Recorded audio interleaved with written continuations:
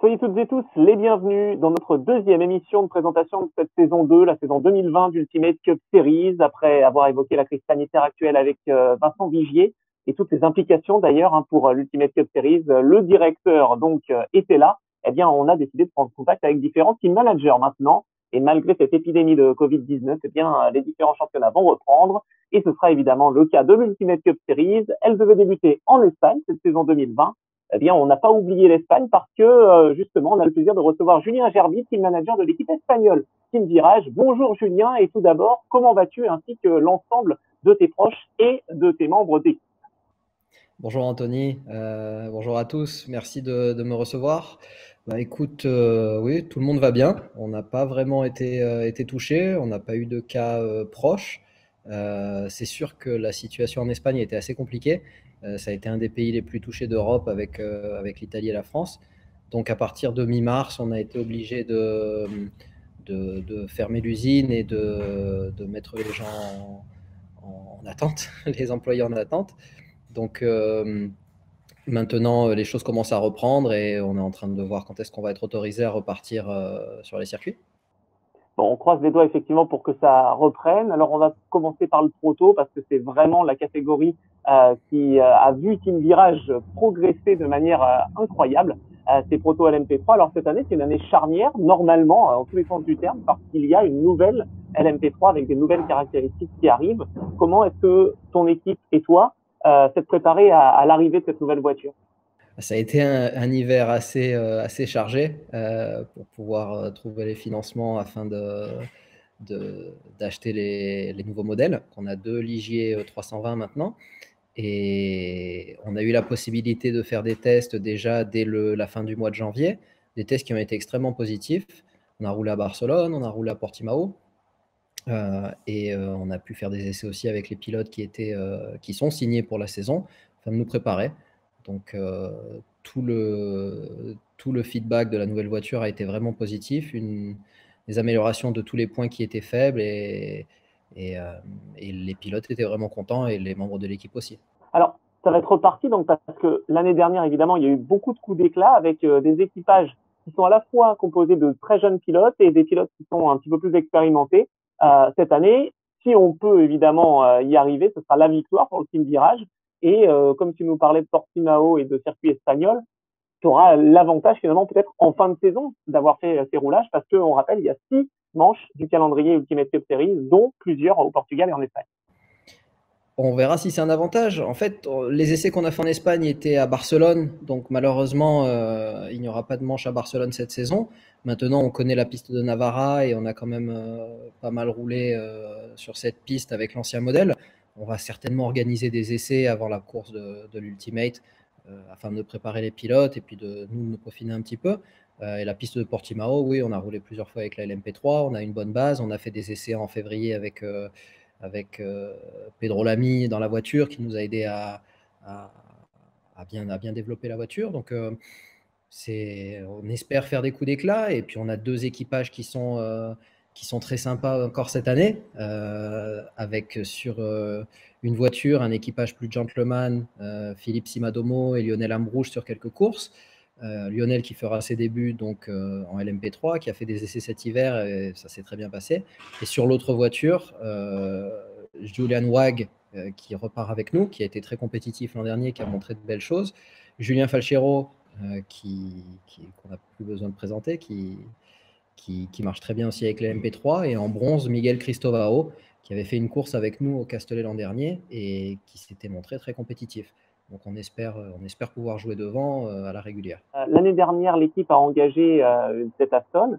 Est-ce que en 2020, si les plans n'ont pas changé, l'objectif est d'engager encore cette voiture, peut-être même d'autres GT, pour participer à la nouvelle formule du GT Sprint, justement, avec 4 courses de 30 minutes? C'est quelque chose qui pourrait intéresser Team Virage?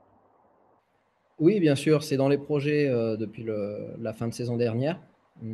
L'an dernier, on a eu la possibilité uniquement de faire la course de Valencia parce qu'on a obtenu les voitures assez tard dans l'année et le temps de monter tous les programmes. On avait aussi des programmes en endurance et sur des courses de 24 heures. Donc, le temps de monter tous les programmes, on a pu faire uniquement la course de Valencia et on avait vraiment l'ambition de de faire plus d'événements avec notre ou nos GT au sein de l'Ultimate Cup.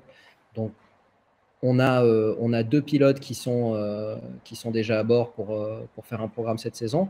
Et on va continuer à travailler. On continue à travailler là-dessus pour pouvoir faire un programme encore plus complet. Ça serait pas mal d'avoir plusieurs LMP3 et plusieurs GT ensemble sur le même week-end. Alors dans cette deuxième émission, après Julien Gerby, on a l'occasion d'avoir d'autres team managers en notre compagnie. Eh bien, on a le plaisir de recevoir Daniel Bassora de l'équipe DB Autosport. Comment se passe ce déconfinement et ce retour progressif, j'allais dire, à la normale, si on peut espérer? Déjà, bonjour Anthony. Ce déconfinement, on l'attendait tous. Aujourd'hui, c'est sûr que rester des gens comme nous je suis un petit peu un hyperactif, donc rester 2 mois sans travailler, c'était même pas possible. On a quand même travaillé un petit peu sur les voitures. On a peaufiné un peu les voitures de course. C'est sûr qu'on n'a jamais été aussi près. Combien de voitures engagées? Alors, s'il n'y a pas de changement, évidemment, Daniel, et Proto déjà. En catégorie proto LMP3, on a un équipage, j'avais un équipage assez performant. Pour l'instant, je vais rester prudent parce que le Covid est passé par là, les budgets sont un petit peu restreints. Donc moi, je me fais fort de pouvoir faire un minimum de 2 voitures, un proto LMP3, bien sûr upgradé, puisque c'est maintenant les normas passent en Duquesne, ça sera sur une Duquesne, mais ça va pas être simple. La deuxième, c'est sûr, aujourd'hui, si j'avais espoir en début d'année, j'ai arrêté tout à cause de Covid. Ouais, je comprends, ça a forcément bouleversé les choses. On a quand même 6 épreuves qui sont encore au calendrier pour cette Ultimate Cup. Donc, sous réserve de trouver les budgets, évidemment, il faudra réussir à régler cette nouvelle voiture, donc cette nouvelle LM3 2006 circuit, parce qu'il y a eu quelques changements. Oui, c'est sûr qu'au niveau, là, on passe cette année, c'était pas l'année où il fallait avoir Covid. Je veux dire, il aurait jamais fallu l'avoir, ça c'est certain. Mais on est tombé en plein changement par rapport à la législation sur les LMP3. On a un upgrade qui coûte quand même assez cher. C'est de gros investissements pour les teams, fatalement pour les pilotes aussi, parce que les prix ne vont jamais en diminuant.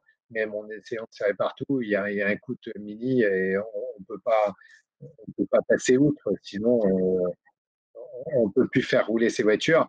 On se pose même la question des fois de faire une année 2020. Moi, je me suis posé la question de faire une année 2020 blanche pour mieux être prêt pour 2021. Et bon, il s'avère que on est des compétiteurs. Aujourd'hui, on est prêt. On vit aussi la course. On reste des passionnés.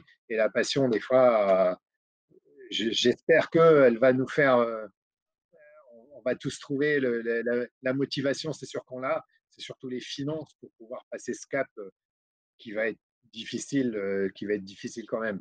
C'est sûr que si course de l'Ultimate, si j'arrive à remplir mes voitures, je serai le plus heureux des hommes. Ça, c'est sûr. Il y a aussi la catégorie CN. Alors, est-ce que DB Autosport, en catégorie CN, a opté pour l'ancienne voiture ou est-ce qu'on se lance aussi dans la nouvelle génération de voitures CN pour se mesurer à de nouvelles équipes? On reste sur une CN classique, une Norma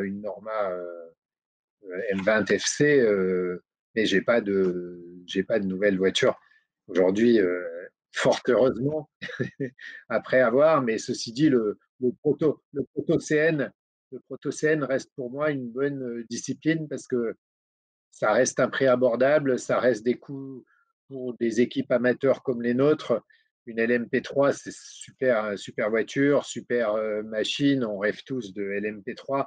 Par contre, le coût d'utilisation est très cher. On a tous un petit peu peur de l'avenir. L'avenir, je sais qu'aujourd'hui, on parle beaucoup de voitures électriques. Les voitures thermiques sont quand même un petit peu moins tendance. On a un petit peu du mal à trouver des sponsors parce que on roule toujours, entre guillemets, ancienne génération.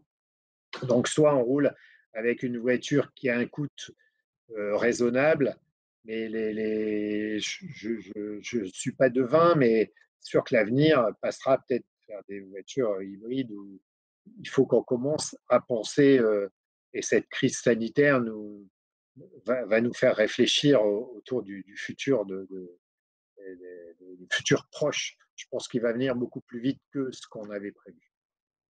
Ouais, j'imagine. Donc beaucoup de défis, évidemment, on l'a bien compris. Donc 2020, nouvelle saison, nouvelle mouture de cette Ultimate Cup Series qui continue de s'ancrer. Donc on espère évidemment que tout se passe bien pour DB Auto. Maintenant, le programme, c'est aussi évidemment de s'adapter au mieux, comme tu l'as dit, pour le début de saison.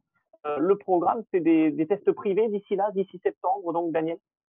Ben, oui, c'est sûr que ben, la Duquesne, avec les modifications apportées, on la connaît moins bien que ce qu'on a l'autre, on commence à bien maîtriser. On va pas dire qu'on maîtrisait par cœur, parce qu'on maîtrise jamais une voiture par cœur, on a toujours à progresser. Et là, c'est sûr que la D08, elle a eu quand même, le moteur gagne 30, un peu plus de 30 chevaux. On a des évolutions châssis, des évolutions carrosserie, et à nous de trouver le setup. Bon, j'ai l'avantage d'avoir Quentin dans l'équipe qui travaille, qui a déjà bien travaillé, dur sur ce sujet. Ça nous laisse du temps. Et le temps joue un petit peu en notre faveur. C'est sûr qu'il faut faire des essais. Bien sûr qu'on va faire des essais absolument avant la première course. L'avantage de la première course, c'est à Dijon, donc on est sur place, on espère toujours le meilleur. C'est jamais les courses sur place qui sont toujours les meilleures, mais on va bien sûr on a envie de compter avec surtout la LMP3. On aime bien faire les coups d'éclat et puis un jour essayer quand même de gagner un championnat. C'est toujours le but. En tout cas, on sait que la saison 2020 va être courte, mais elle va être intense. Hein. Donc, merci beaucoup pour cet entretien, Daniel. Vache pour cette préparation donc, qui va continuer. On va encore patient là aussi. C'est vrai que c'est pas simple. Moi aussi, on faim. Mais on a hâte en tout cas de retrouver tout le monde sur les circuits. Merci beaucoup, Daniel, et bon courage à l'équipe DB Autosport. Donc. Merci à toi, Anthony. Merci à toute l'équipe aussi d'Ultimate, parce que je sais que Vincent Vigier, c'est une personne qui s'accroche, qui est un bâton, sans des gens comme ça, on ne serait pas là.